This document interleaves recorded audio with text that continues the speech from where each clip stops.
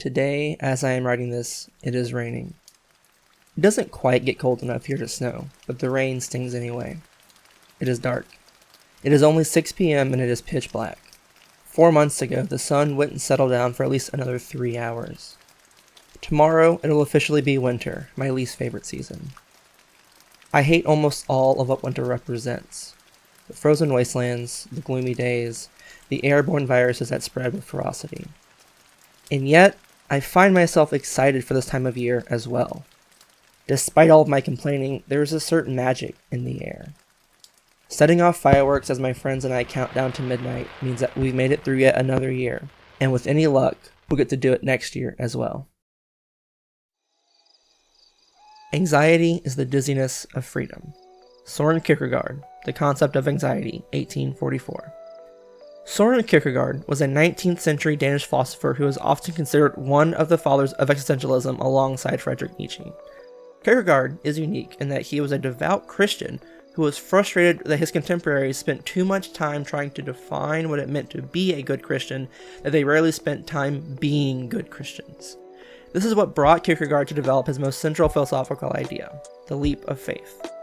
Now, before I lose you, it should be pointed out that yes, when he spoke of the leap of faith, Kierkegaard was explicitly referring to the belief in the Christian God.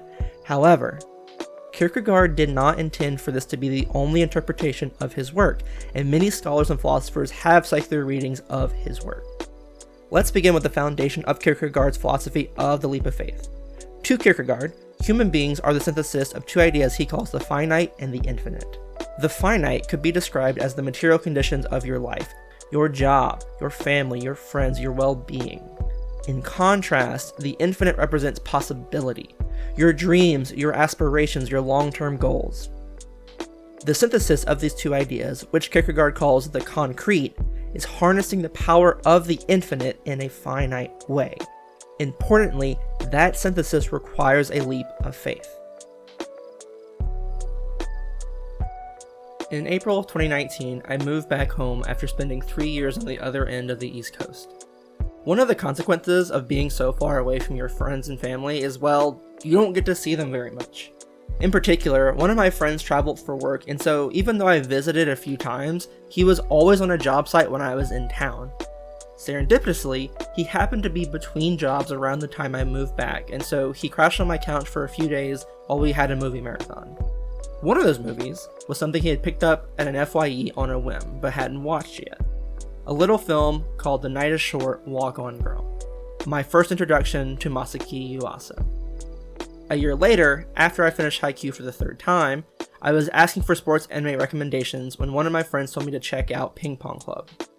When I searched Ping Pong anime and saw that the director of my favorite anime movie also directed Ping Pong the animation, I was sold.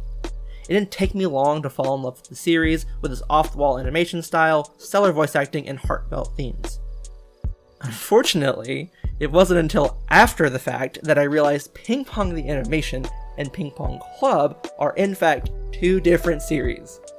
I'm sorry, Terrence, I promise I will one day watch Ping Pong Club. Before this blunder, I never had a favorite director, but after watching Ping Pong the animation, I knew I had to check out Masaaki Yuasa's other works, which led me to his 2019 film, Ride Your Wave. Ride Your Wave features Hinako Mukamizu, a 19-year-old marine ecology student who meets 21-year-old firefighter Minato Hinegashi after some delinquents accidentally start a fire in Hinako's apartment. The pair go on a date and quickly fall in love, bonding over a song they heard on the radio, and spend Christmas and New Year's together. So what does a simple romance film have to do with Kierkegaard's leap of faith? Well,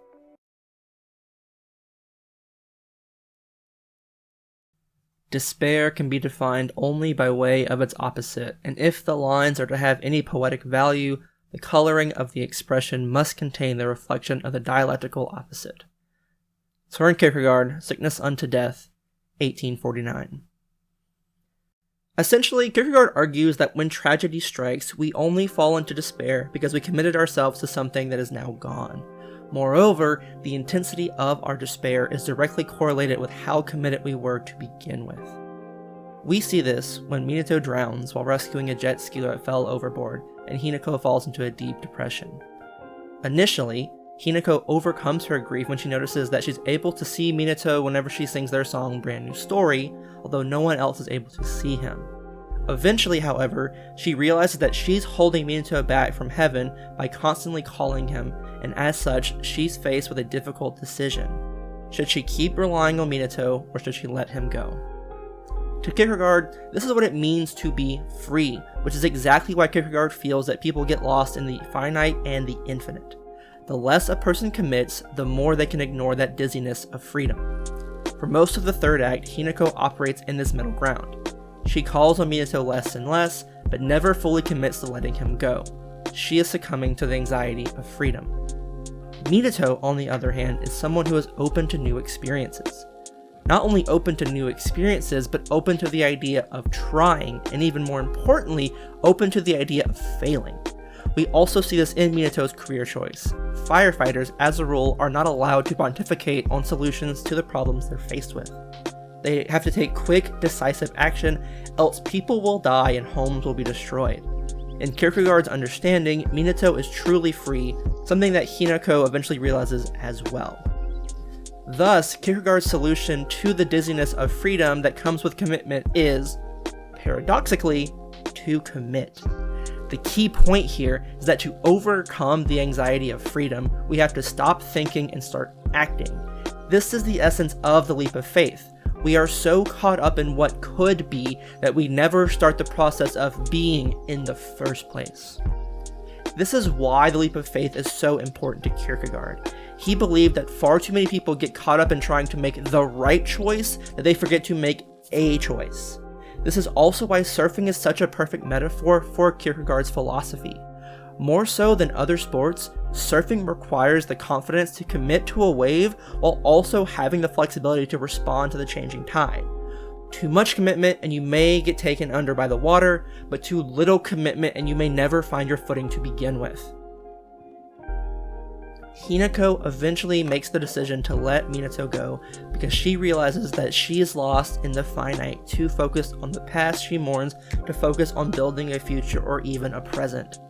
In doing so, Hinako's leap of faith is made literal when she surfs down the side of the building. Not only is she trusting her own skills to get her to the ground safely, she's trusting that she made the right decision to heal from her grief instead of dwelling in it by letting Minato finally move on. She and Minato are finally free. Today, it is December 31st, New Year's Eve. It is still raining, but it's warmer than it was 10 days ago. The flowers under my window that had frozen over are starting to perk up again. I know that the new year is an arbitrary starting point, that when I wake up on January 1st, I won't be any different than I was the night before. But the power of the new year is not that I will magically be a new person, but that I have yet another chance to overcome the dizziness of freedom by committing to learning, loving, and even failing. The new year, like every other new beginning, is tumultuous and filled with uncertainty. That's why I love Ride Your Wave so much.